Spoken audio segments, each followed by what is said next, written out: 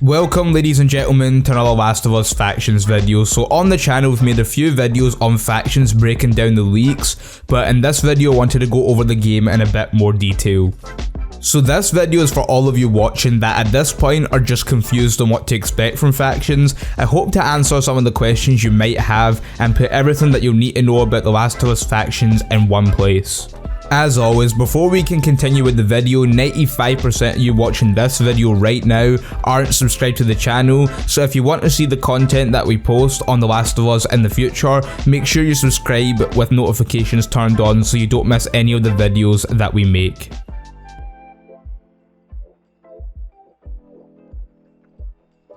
On the 26th of September 2019, Naughty Dog put out a tweet stating that they won't be releasing a multiplayer with The Last of Us 2 and that instead it will be a standalone game for itself. After that, not much was said regarding the multiplayer at all, apart from some leaks which had surfaced, leading many to wonder if the idea had been scrapped altogether, but there was a live stream on Twitch where game director Anthony Newman did confirm that the multiplayer was still in the works. Any update on multiplayer? No meaningful update. I can say that we are working on it, and I think what I'm really excited about is that we know that there were a ton of really devoted factions heads out there who were really into The Last of Us 1 multiplayer. While for big fans this is common knowledge at this point, I think it's important to address this for the people who don't know and the ones that do, because I believe at the end of this video you'll better understand Naughty Dog's motivation for delaying the multiplayer in the first place.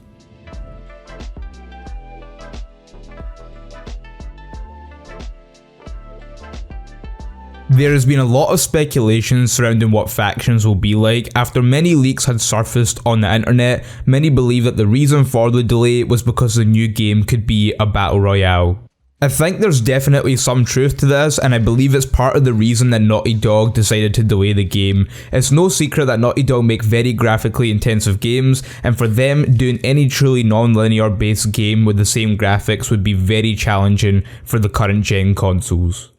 So in an attempt to make this work, they decided to work towards the PS5's timeline instead of the initial release of The Last of Us 2, and this is why despite the game being quality tested by Brandon Seymour in March of 2020, around the same time of some of the leaks indicating that they're quite close to the end of development at that point, we still have no official information on the game as of yet. There's even a leak evidence in this stating that the new factions will run at 4K 60 frames per second for the PS5.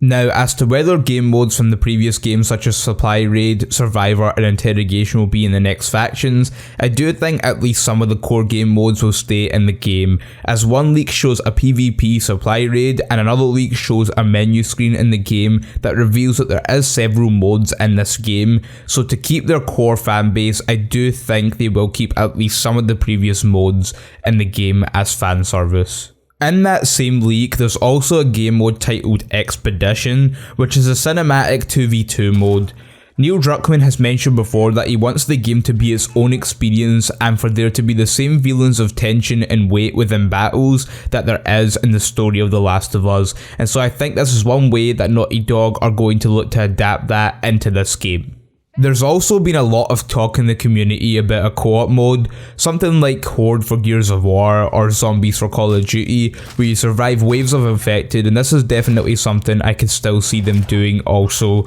So with all this potential for all these new additions and hardware that's unable to support Naughty Dog's ambitions, it's easy to see why a delay was put on the multiplayer.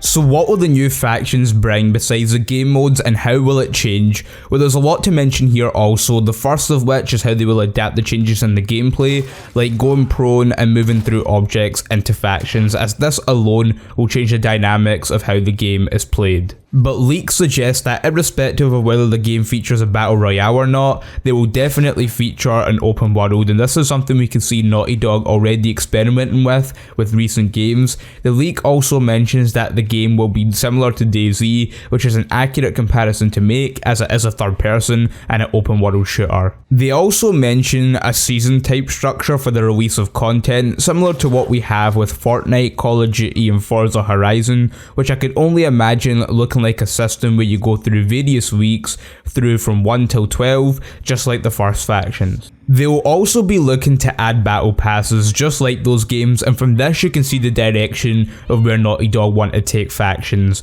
pushing the multiplayer aspects of their titles into the mainstream, as the previous multiplayer modes did not get the spotlight that they felt they deserved. There's also a mention of features like clan support and destructible maps, which looks like they're wanting to expand the idea of different factions from the first game into something that will actually affect the gameplay, as well as include the very cinematic parts of Naughty Dog titles to a competitive multiplayer. Finally, they also mention this idea of role-playing with different characters in the game, such as having doctors, bounty hunters, traders, mercenaries, and more, as well as the ability to build camps and control infected. This all sounds quite good in theory, but I've mentioned my concern in the past for this game and the direction it's been taken in with PvE and how it can affect competitive multiplayers. For example, Uncharted 4 introduced the idea of sidekicks into the game, which seems very similar to what is being described here, and I believe that in that game it did more harm than good. And if you're a long-standing Naughty Dog fan, you know that they are not very good with bug fixes and they're not the best for balancing things, but I guess we'll have to wait and see what's done in this area.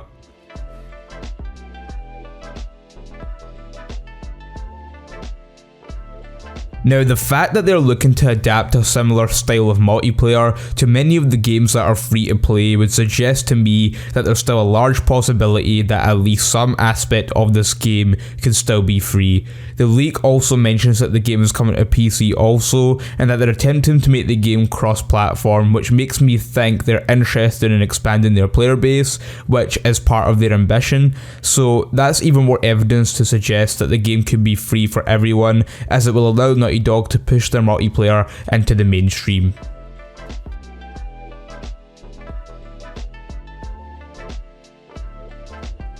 There's been a lot of silence regarding a date and when to expect the game, but I believe we're quite close to release and also release date. I mentioned previously in many other videos and this one that the release of the PS5 is probably around the same time we'll hear from developers. However, that timeline isn't very specific, but there is an important date to have your eyes peeled for, and that is Outbreak Day, which is the 26th of this month. And I think in this event, or any events leading up to the PS5, we could expect some official information on factions. And when this does happen, you could expect a video from us breaking it down as well. So that is everything you need to know about The Last of Us 2 factions so far. This video took a long time to make, so if you enjoyed this video and would like to see more content surrounding factions from us, make sure to subscribe to the channel with notifications turned on so you don't miss our videos. And let me know what you think about this down in the comments, and thanks for watching.